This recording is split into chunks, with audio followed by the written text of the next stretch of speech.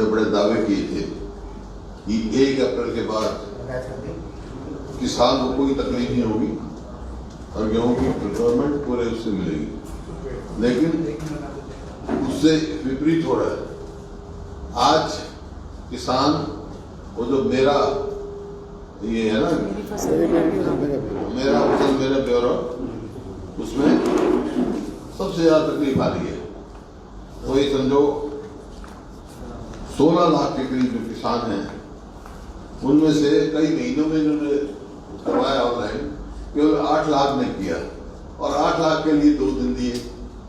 आज किसान जब मंडी में लेके जाएगा, जब उसको मैसेज आएगा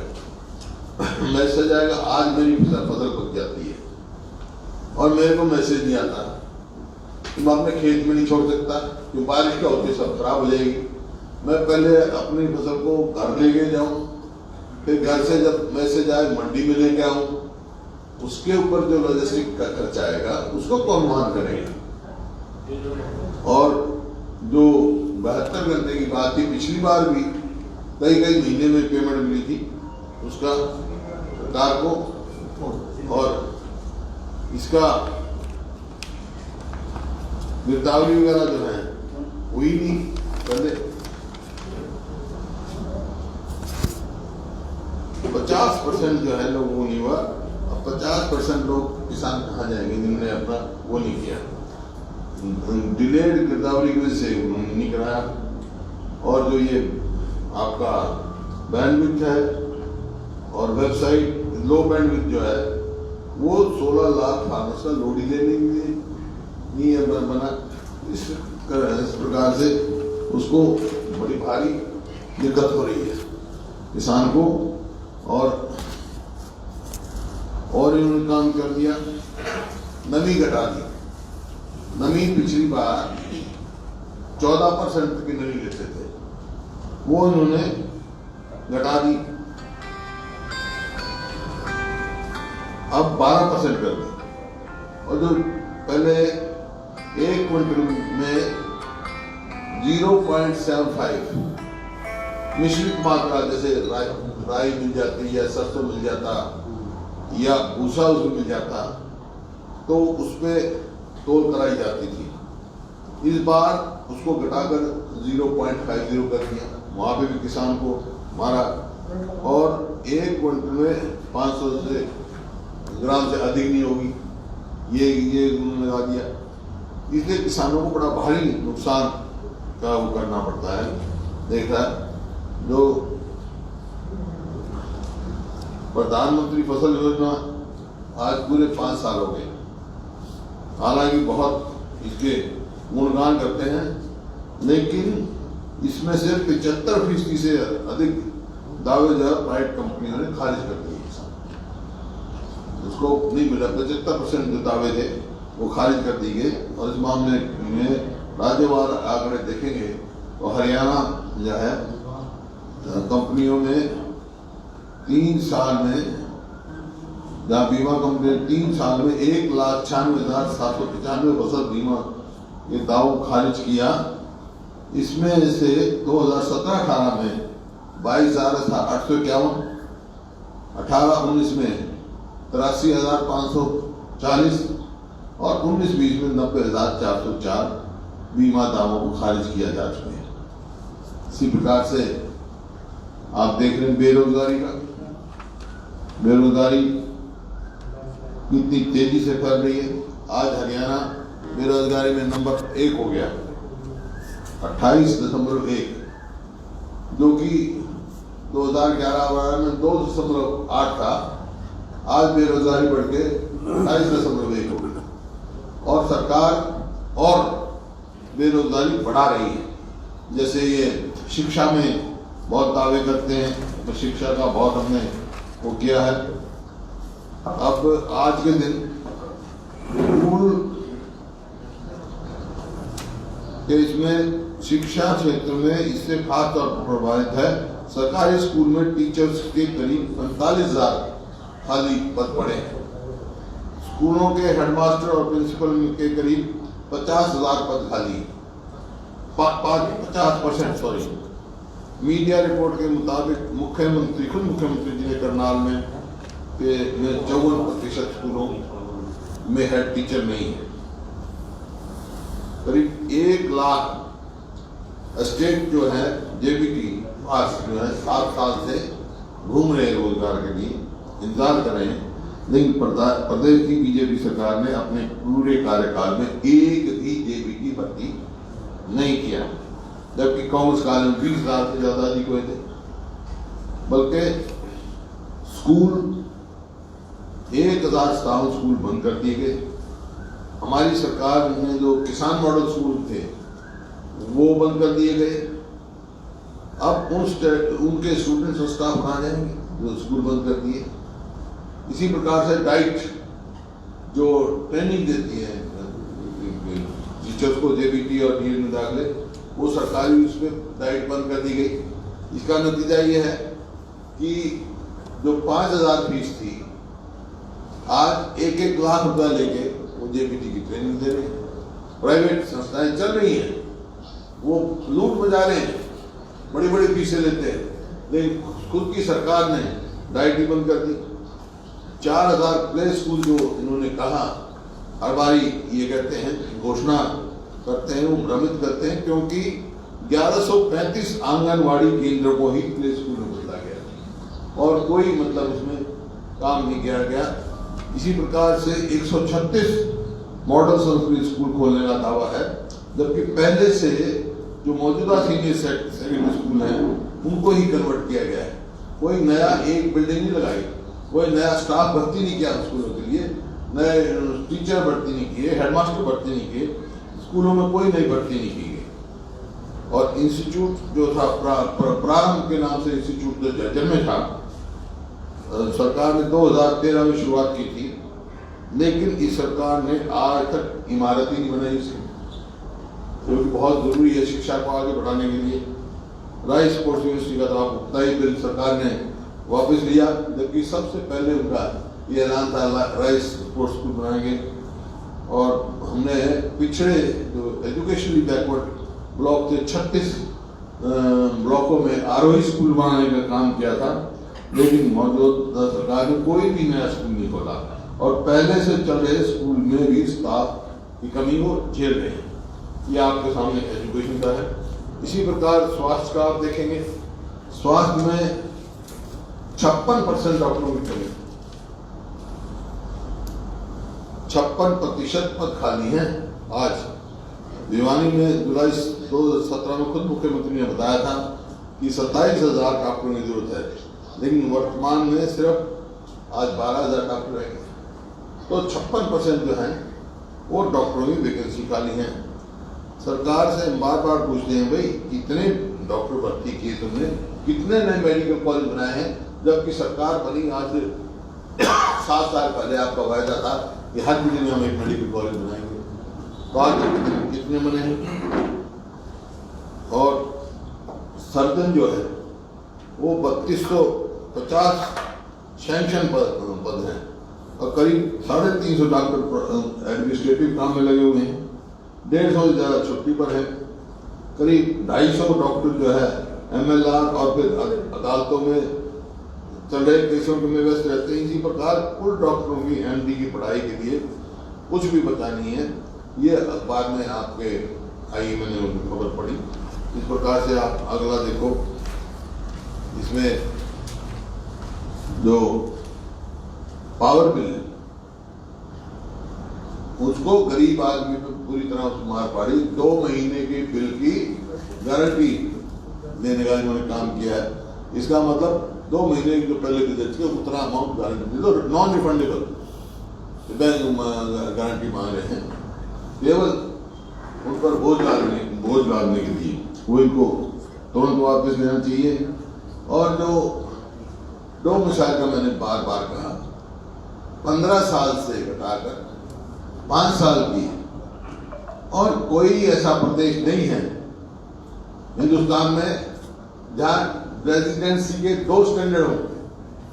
अगर 5 साल रहेगा तो इसका मतलब मूल जो हरियाणा निवासी हैं, खासतौर पर शेड्यूल कास्ट, बैकवर्ड क्लासेस, उनको सरकारी नौकरी भी मिलनी मुश्किल हो जाएगी। जिनके लिए रिजर्वेशन है, क्योंकि 15 साल से घटा दी। आज जम्मू कश्मीर जो है, गृह मंत्री थोड़े दिन पहले ऐलान किया 15 साल वहां भी रखी है, और ये 15 साल से घटा के 5 साल कर रहे हैं। किसको लाभ पहुंचाने के लिए कर रहे हैं, किसकी सलाह से कर रहे हैं, इनको तुरंत ये यहाँ से वापस लेना चाहिए। महंगाई आप देख रहे हैं, आप डीजल, पेट्रोल, गैस, हर चीज देखो। आम आदमी का जीवन जो है बहुत समस्या में हो गया है। लागत बढ़ रही है किसान की, वो तो एक बात है, आमदनी घट रही है, लेकिन आम आदमी को दिन ब दिन चीजों की जरूरत है, हर चीज महंगी होती जा रही है, उसको उसके जीवन में दिक्कत आ रही है। अब इतने साल से किसान, इतने 4 महीने करीब हो गए किसान बैठे हैं। हमने बार बार इस सरकार को कहा, हमने कहा किसानों से हाथ मिलाओ। सरकार पंजा लड़ा रही है, हाथ नहीं मिला रही सरकार, किसानों से पंजा लड़ा रही है। कहीं लाठीचार्ज करवा हो गया, कहीं इसके फुहारे वाटर कैनन लगा दिए, तो किसानों से बात करो। हमने कहा किसानों से आंख मिलाकर बात करो। सरकार जो है आंख मिलाने की बजाय आंख चुरा रही है और आंखें दिखा रही है किसानों को। तो इस प्रकार से जो मुख्य वर्ग है, अन्नदाता है, उससे तुरंत बात करके इसका समाधान निकालना चाहिए। आज जो है हरियाणा सरकार जो है वो हर हिसाब से बजट का, मैंने बताया था आपको, बजट का जो 14 से लेकर और पिछले साल तक जो एवरेज रेवेन्यू एक्सपेंडिचर जो आता था, रेवेन्यू एक्सपेंडिचर मतलब 89% आता था। इसका मतलब कुछ पैसा 11% के करीब पैसा इनके पास विकास के लिए और चीजों के लिए रहता है। अब ये इस साल भी बढ़कर 95% हो गया, केवल 5% बचा डिफरेंस रह गया रेवेन्यू रिसीट और एक्सपेंडिचर में। अगली बार वो खत्म हो जाएगा, क्योंकि कर्जा ले हैं, वही 4 बार की नीति में चल रहे हैं। कर्जा लो, घी पियो, मरने के बाद कोई नहीं देखेगा। अगली बार बजट दे गई है तो 100 के 100 के नजदीक पहुंच जाएंगे। तो आर्थिक उसमें संकट में प्रदेश को डालने का काम ये सरकार कर रही है। कानून व्यवस्था आपको मालूम है, रोज आपके अखबारों में पढ़ते हैं, हर रोज तो कत्ल, बलात्कार, लूट पाट, कोई आदमी अपने आप में सुरक्षित नहीं है आज हरियाणा में। और वो आपने भ्रष्टाचार को आपको मालूम है, एक के बाद एक घोटाला किया। मान लो रजिस्ट्री की SIT लगाई, वो कहाँ है SIT की रिपोर्ट? शराब के घोटाले की SIT लगाई, क्यों नहीं पब्लिक करते उनको रिपोर्टों को, ताकि इनके घोटाले आ गए हैं। चाहे वो यूनिवर्सिटी जो है, यूनिवर्सिटी के जो क्लास 2 और 1 ऑफिसर्स हैं, उनको एम्प्लॉयमेंट करके उनको नौकरी देने के लिए वो अपने इसमें हरियाणा सॉर्डिनेट सर्विस क्लास में लेंगे। भाई यूनिवर्सिटी की जो इंडिपेंडेंस है उसको ऑटोनॉमी को डिस्टर्ब किया जा रहा है। इसका मतलब वहाँ यूनिवर्सिटी की भी शिक्षा जो है वो नहीं रहेगी, जो रह रहे ऐसा काम नहीं करना चाहिए। वो छेड़छाड़ उन चीजों के साथ नहीं करनी चाहिए। आपने देखा CAG की रिपोर्ट पहले भी पेश करनी चाहिए इनको, लेकिन आखिर में की। आप CAG की रिपोर्ट देखो तो बहुत सारे लंबे चौड़े उन्होंने निकाले, मेरे पास तो सारी रिपोर्ट है।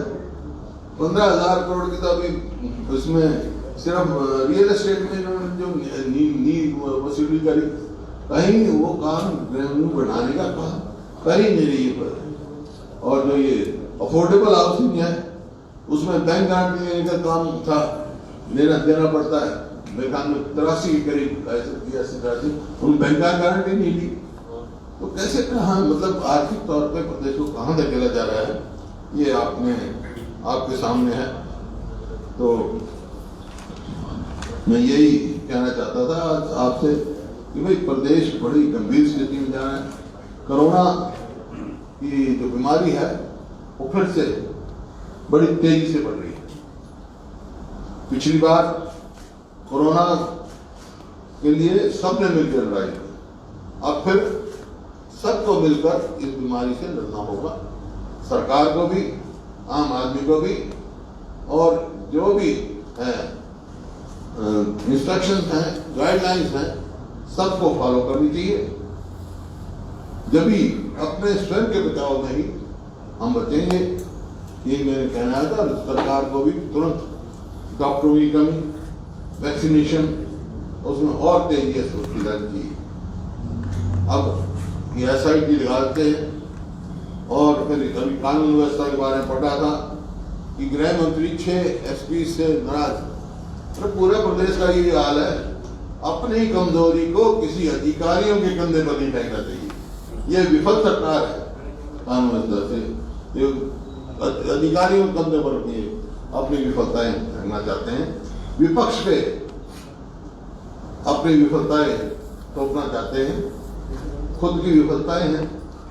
आज जो परिस्थिति है, मैं इस बात को नहीं कहता हूं अच्छी परिस्थिति नहीं है, लेकिन जिस प्रकार से कोई मंत्री या वो जा रहे हैं, जो जिस प्रकार से उनको मिल रहा है, आज खुद सरकार को आत्मअध्ययन करना चाहिए कि भाई ऐसा परिस्थिति क्यों हुई, क्यों लोगों के साथ हाथ क्यों नहीं बढ़ा के चलते है।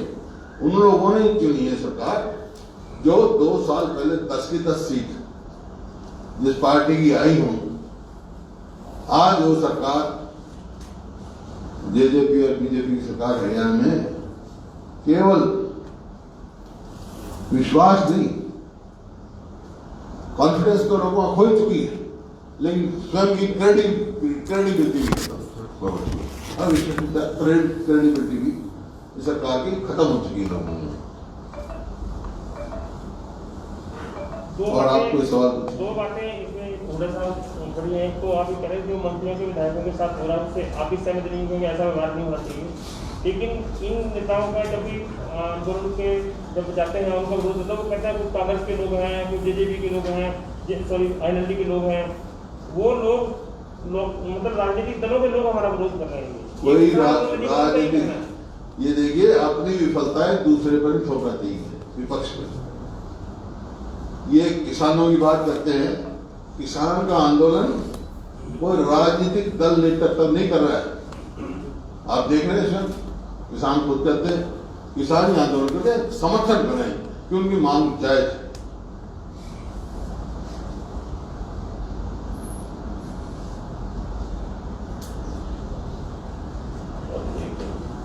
जिस तरह के हालात हैं, प्रदेश किस तरफ जा रहा है, क्योंकि लगातार बीच में इस तरह की खबरें रुक गई, यानी कि विरोध हो, अब आज गाड़ी तोड़ दी गई एक सांसद की, अब किस तरफ जा रहा है प्रदेश? प्रदेश आर्थिक संकट की हो जा रहा है और ऐसा प्रतीत होता है जैसे प्रदेश में सरकार ही नहीं है, कानून व्यवस्था चरमरा गई है प्रदेश की। आर्थिक स्थिति में आज किसान, मजदूर सब परेशान है, व्यापारी, कर्मचारी, हर कोई वर्ग सरकार से विमुख है। तो सरकार को संभलना चाहिए और जो उम्मीद थी सरकार से कि कोरोना में जो जिन वर्गों को बड़ा भारी नुकसान हुआ है उनको राहत दी जाएगी, पैकेज दिया जाएगा, ऐसा कुछ सरकार ने मदद करने का काम नहीं किया, बल्कि उनके टैक्स पे, कहीं बिजली पे, मतलब यहाँ तक कि जो रजिस्ट्रेशन है महिलाओं का जो 3% था उसको बढ़ा के 5% कर दिया और लोग पुरुषों का 5 से 7% कर दिया। बिजली पे बिल पे 2 महीने की गारंटी का काम कर दिया, उसकी सिक्योरिटी लेने का काम कर दिया। तो बल्कि और थोप रही है खासतौर पर आम आदमी के ऊपर, और वो थोपा जा रहा है तो उससे बर्दाश्त नहीं हो रहा है। किसानों की खरीद के लिए जो व्यवस्था की गई है, जिसमें बदलाव किया गया है, ये कहा गया, क्या वो पर्याप्त है? नेता प्रतिपक्ष के तौर पर आप क्या देखते हैं? कहा कि जिनका रजिस्ट्रेशन नहीं हुआ है, मेरी देखिए मैं कह रहा हूँ ये बिल्कुल किसानों को परेशान करने वाली बात है। मेरा फसल मेरा ब्यौरा का कोई औचित्य नहीं है। जब एक तरफ तो कह रहे हैं कोई नहीं ले जाओ किसी मंडी में, कोई गिरदावरी समय पे होती नहीं, पोर्टल चलते नहीं इनके, तो किसको दिक्कत होगी? किसान को ही होगी।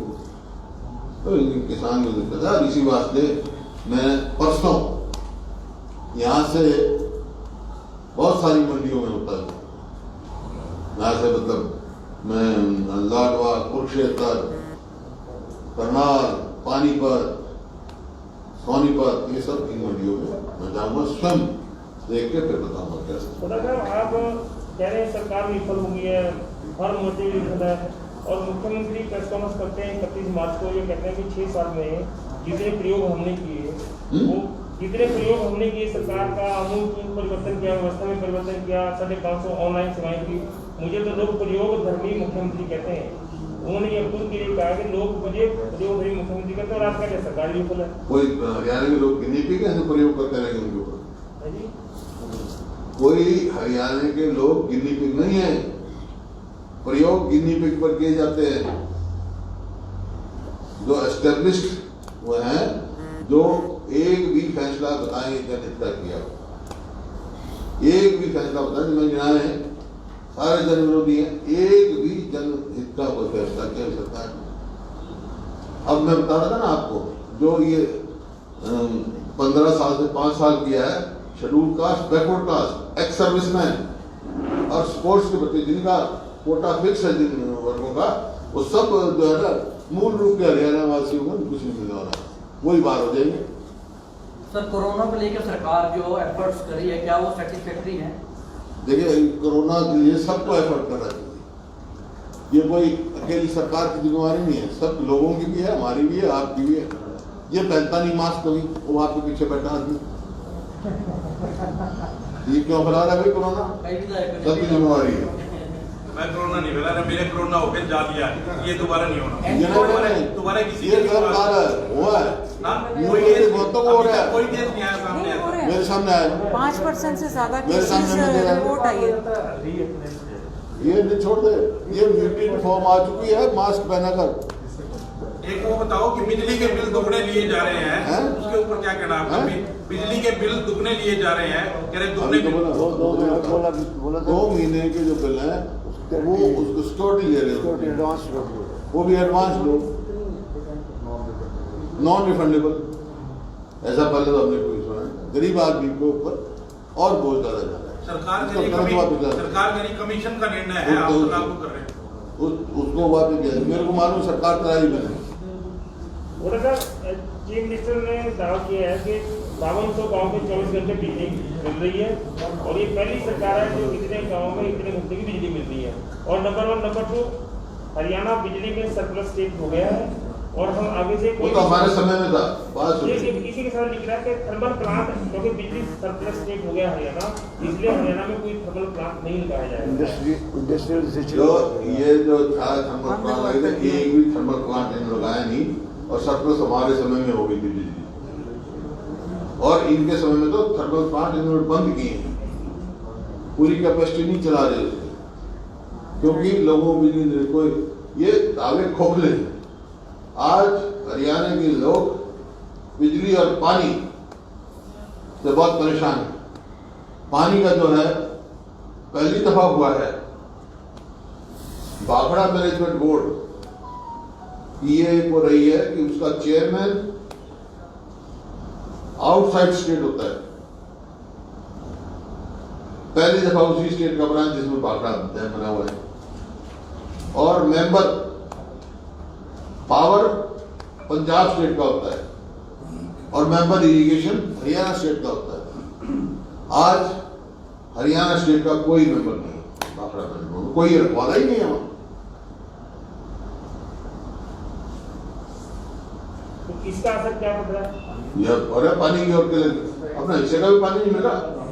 कुल मिलाकर ये कि भाखड़ा मैनेजमेंट बोर्ड से हरियाणा को जितना पानी मिलना चाहिए, आप समझे नहीं, आप जब हमारा आदमी नहीं है वहाँ, किस टाइम कितना रिलीज करते हैं, क्या करते हैं, क्या अब लोग इस बात को समझते हैं। बात अपना जो अधिकार है अधिकार रखना चाहिए। वहाँ पे हमारे समय में हमारा वहाँ की नौकरियों में भी शेयर है, 4th क्लास का भी हो, ओवरसीज हो, हमने लगाए। अब एक नहीं लगाया इन्होंने हरियाणा का।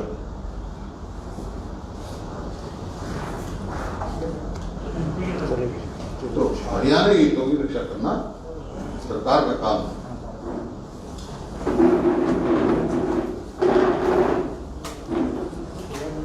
जय जय